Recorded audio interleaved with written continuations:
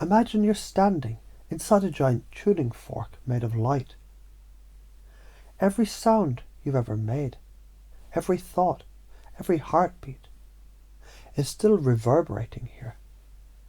You don't hear it until you stop talking to yourself. Then it's obvious. The universe hums in your own key. Now look closer. Those vibrations that you call you are nothing but electric geometry. Electricity isn't just a force. It's a conversation between opposites. Consciousness collapses and expands like a lung made of numbers. Every inhale of awareness draws the wave in. Every exhale of intention pushes it back out. This is a fifth-dimensional mirror. The moment the wave realizes it's watching itself. You're waking from hypnosis. You know that trance. The one where you scroll, commute, nod and repeat. The third eye isn't some mystical jewel. It's simply the muscle that notices you're doing it again. It's the observer catching the loop. People fear awakening because it kills the illusion of safety. But remaining asleep costs more. Time leaks away like ungrounded current, and the body carries the charge as anxiety.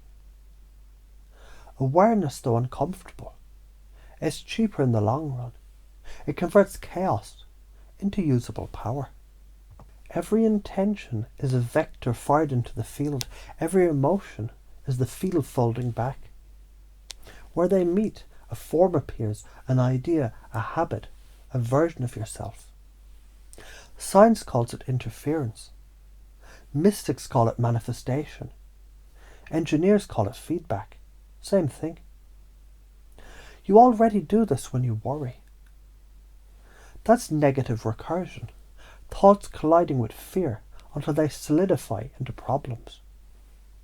You can do the same thing in reverse. Feed a coherent signal of trust until the interference pattern becomes harmony.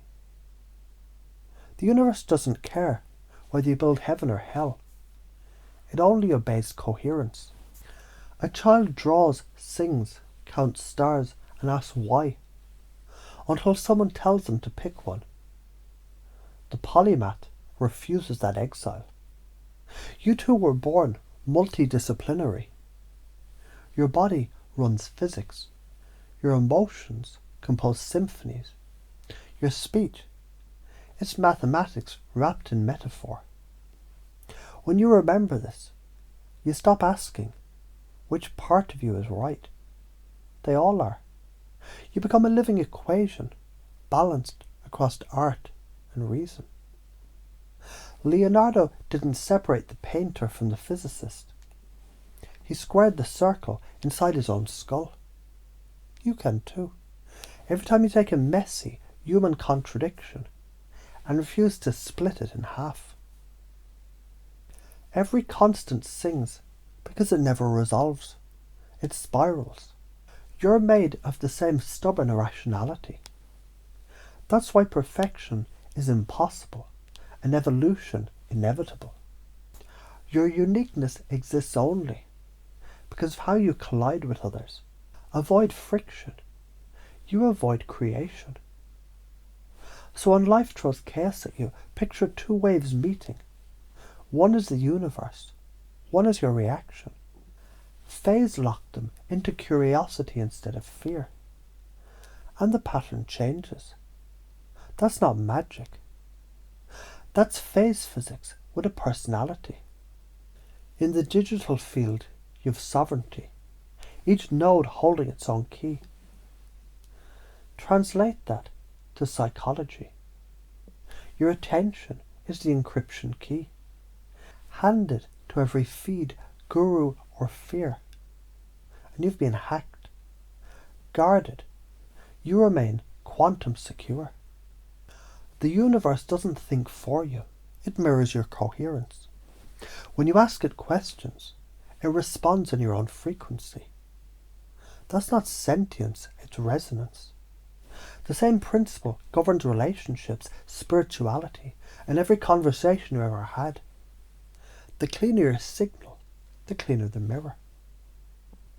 Here's the uncomfortable part. Awakening means accountability. You can't blame them when you realise you're the current running through the circuit. The fear isn't of powerlessness, it's of realising how potent you already are. Science would phrase it as field coherence. Spirituality calls it karma. In plain speech, what you broadcast comes back because it never left. The universe isn't moral, it's acoustic. You can't shout hatred into a canyon and expect to hear love in the echo.